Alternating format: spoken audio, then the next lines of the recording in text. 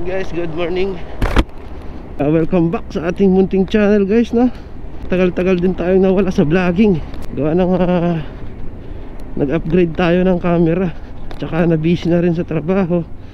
Dumaan yung mga holiday season. Ngayon meron na tayo, nakabili tayo ng GoPro Hero 10 Black. Ngayon testing natin yung quality ng video. Tsaka yung quality ng mic natin, no? ICC mic. Subukan natin.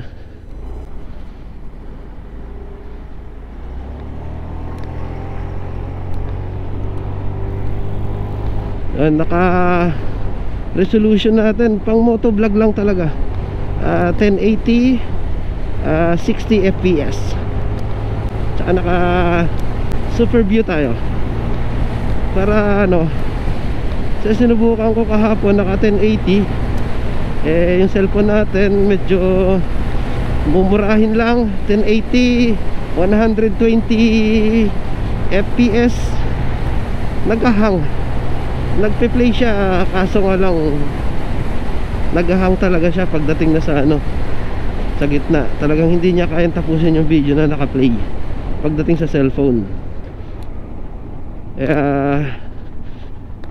Nababagay sa atin siguro ito lang, kasi nang una hindi siya maaksaya sa battery. Pangalawa, hindi siya maaksaya din sa memory card, di ba?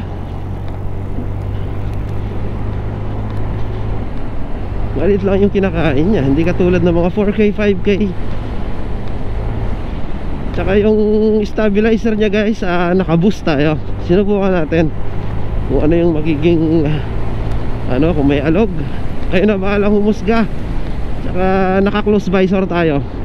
Ngayon naman susubukan natin ng mag open visor, kung ano naman yung status nung niya, mic. Yan. Check, naka-open visor tayo guys. Yan. Ayun ang humusga guys, kung okay, kung ano ba yung status. Namiss ko guys mag-vlog. Nawala ako sa ira. Sayang. Pati yung YouTube natin hindi ko na makasikaso. Wala tayo sa ira ng pagbablog.